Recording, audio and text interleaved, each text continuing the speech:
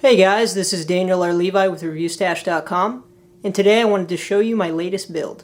For my case, I have chosen the Silverstone TJ08-E Micro ATX chassis. In terms of size, it's pretty similar to my Elite 341 from Cooler Master, except for that it is a little less deep, and the case is a little bit wider. The front of the case has a nice brushed aluminum finish, whereas the body of the case is made out of steel. One of the interesting aspects of this case is the fact that it has a reverse Micro ATX motherboard layout. If you'll notice, this is the right side of the chassis, this is the left side of the chassis. Traditionally, the motherboard would be on this side and would be flipped so that the expansion cards would be towards the bottom and the motherboard ports would be at the top. Here you can see that that is not the case. The purpose of this layout is to better allow for airflow across all of the core components of the board. And I really actually enjoy the layout. I think that it helps increase the sound dampening because I traditionally keep my case to the right of me.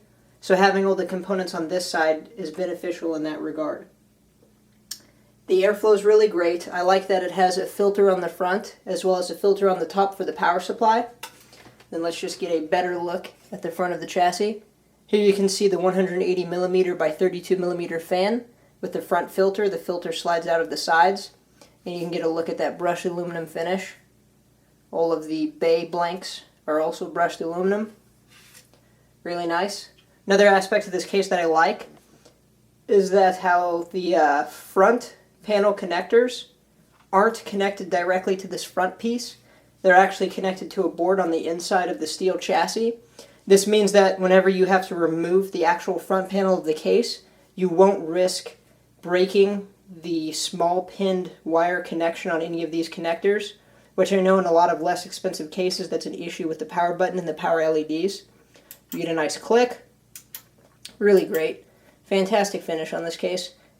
I like that the power LED and hard drive activity LED, they're not very bright, similar in brightness as the Lion Lee counterparts. It's great. I don't really like being blinded by LEDs on my case, so that's something I really like to look for.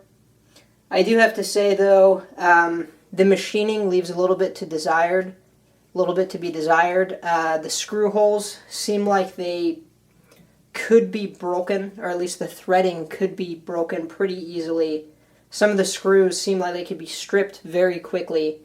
And another aspect of the case that I'm not a fan with, although you can't really see it here because I did my best to sort of keep everything protected, is that, and this is a problem with most steel cases, this black paint flakes off very easily. Again, this is steel, not aluminum, so it's not anodized, and this is not powder coat or anything. It's simply layered on paint, and this matte paint does come off very easily. It scratches incredibly easily, so you need to be very careful when you're doing your build in here. And you need to be careful with those screws, and you don't want to over-torque them, apply too much force, and accidentally mess up your threads or the actual screw heads themselves. So again, this is a 180 by 32mm fan in the front. I have to say that the fan at the default setting, which can be toggled with this miniature fan controller, is at about 1300 RPM, and it sounds like a 120mm fan at north of 1800 RPM, so it's actually very noisy. I was pretty surprised that a fan this large would make that much noise at low RPM. Really good airflow at that speed though, but if you pop it over into low and you get over to 800 RPM, the fan noise is a lot more tolerable. It sounds like a 120mm fan at 1200 RPM, and it's pleasant. The airflow is not great, but according to the stats on paper, the static pressure should be pretty good with this fan. You notice, like I said, it's not 25mm thick. It is actually a 32mm thick fan, so that's good there. So that's the case. This is actually one of my favorite Micro ATX cases I've seen in quite a while. Let's go ahead and take a look at the other components in this build.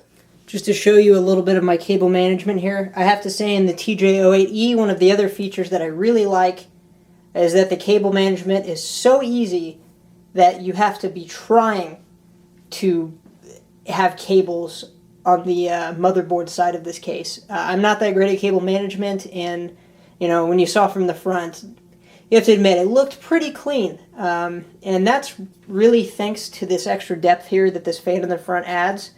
You have a compartment back here where you have room for pretty much all of your cables, and Silverstone planned this out very well. You have zip tie mounts pretty much everywhere through here, so you can route all of your cables through.